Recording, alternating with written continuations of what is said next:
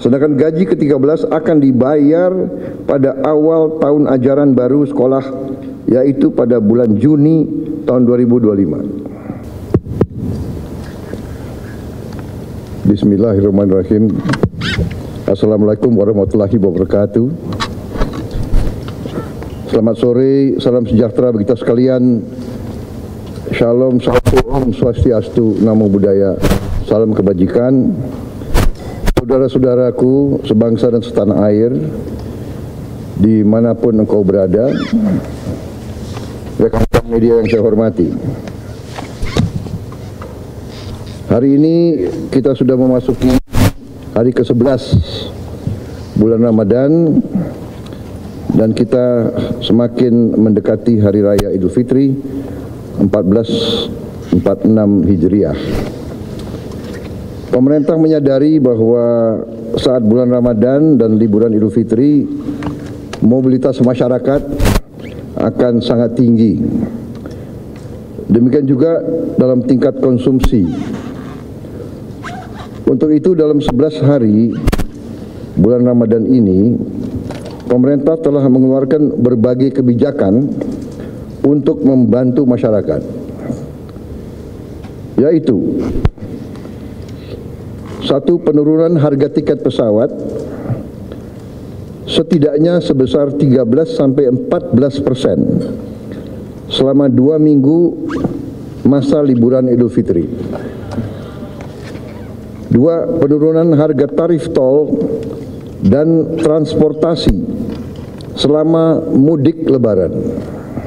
3. Pemberian THR bagi karyawan swasta, BUMN, BUMD, dan 4. Bonus hari raya untuk pengemudi dan kurir online yang baru saja diumumkan pada hari kemarin.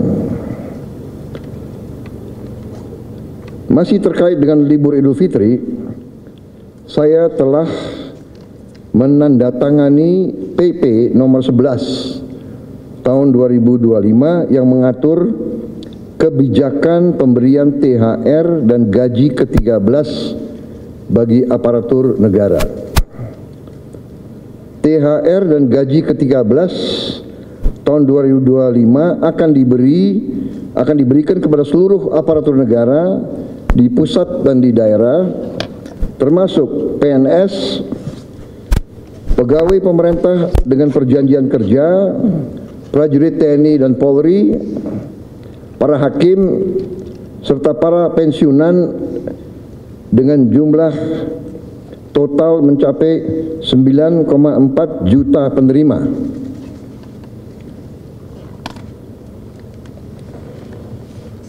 Untuk THR dan gaji ke-13,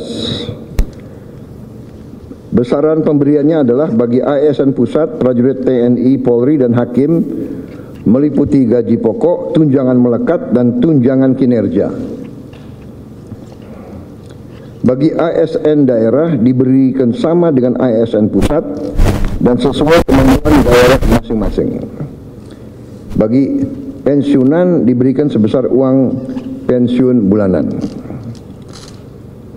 THR akan dibayar 2 minggu sebelum Hari Raya Idul Fitri, mulai dicairkan hari Senin tanggal 17 Maret tahun 2025. Sedangkan gaji ke-13 akan dibayar pada awal tahun ajaran baru sekolah, yaitu pada bulan Juni tahun 2025. Semoga dengan adanya kebijakan ini dapat membantu dalam mengelola kebutuhan selama mudik dan selama libur Lebaran. Saya ucapkan terima kasih kepada Menteri Keuangan, Menteri PAN-RB yang telah bekerja keras untuk mempersiapkan hal-hal ini.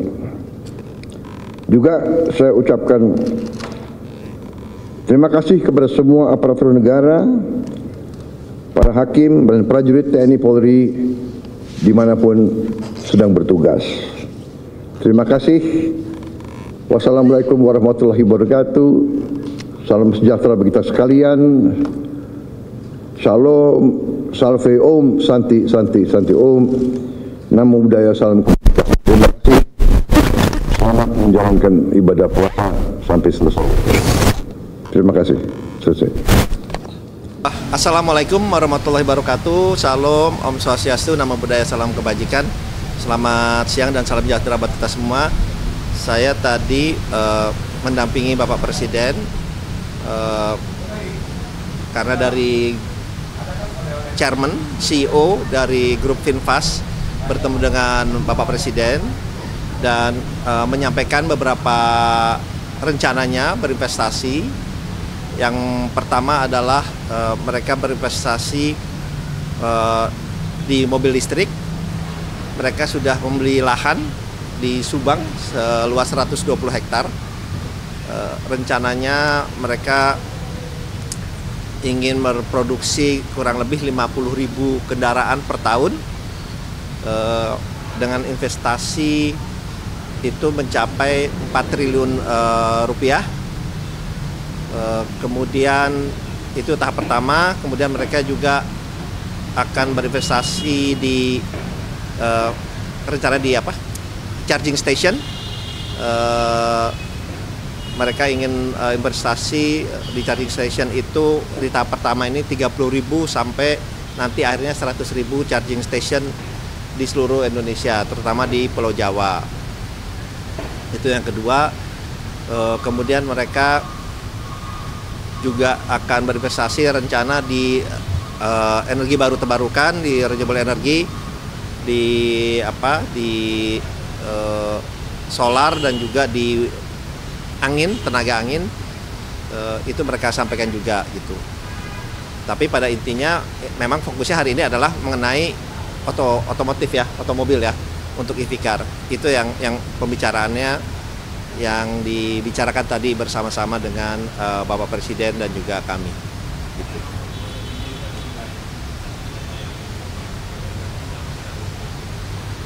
Charging station kalau nggak salah 100.000 itu sekitar 1 billion ya kalau nggak salah ya. Iya, 1 billion US dollar. Tapi saya cek lagi deh angka saya agak lupa. Soalnya bertahap ada 30.000 dulu, kemudian baru sampai 100.000 gitu.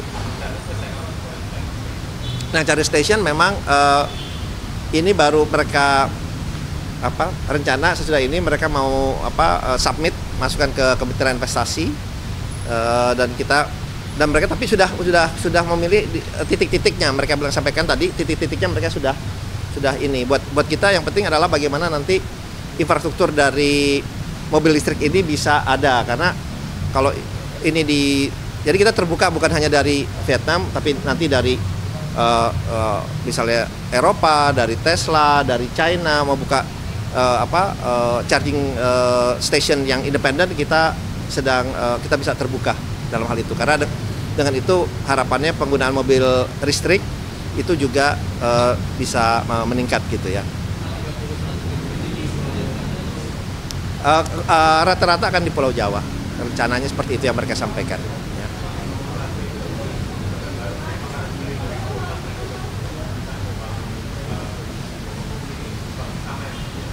Iya, dia baru pembelian tanahnya sudah dilakukan tadi. Pembelian tanahnya sudah dilakukan 120 hektar di Subang. Nah sekarang mulai untuk rencananya dalam waktu sesudah bulan puasa ini rencananya untuk pembangunan ininya bangunannya dan ya pabriknya lah gitu. Baru bangun.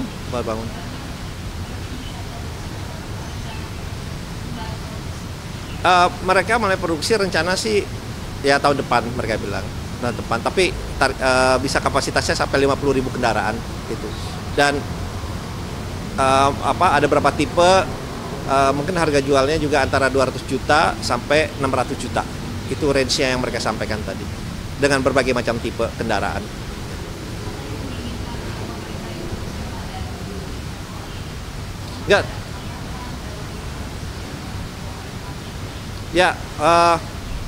Mereka menyampaikan rencananya ya, kalau inilah hambatan sebetulnya relatif nggak ada. Namanya investasi pasti ada yang perlu kita Malah kita mau mencoba mendorong supaya mengakselerasi lah, supaya pembangunan ini berjalan lancar. Jadi ya kalau ada nanti kita yang akan selesaikan. Ya.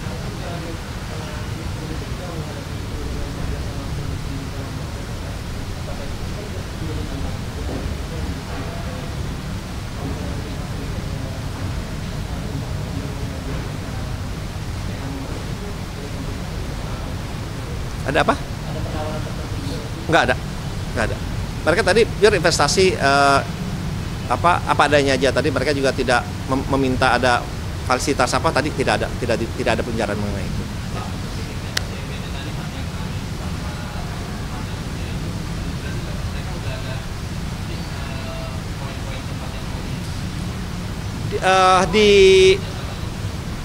Untuk angin itu di Sulawesi mereka bilang. Kemudian kalau untuk Sulawesi, mereka tertariknya Sulawesi, tapi mereka juga melihat untuk di daerah Nusa Tenggara Barat, mereka bilang itu. Kalau solar ya itu mereka masih penjajakan lah gitu ya. Oke, makasih ya.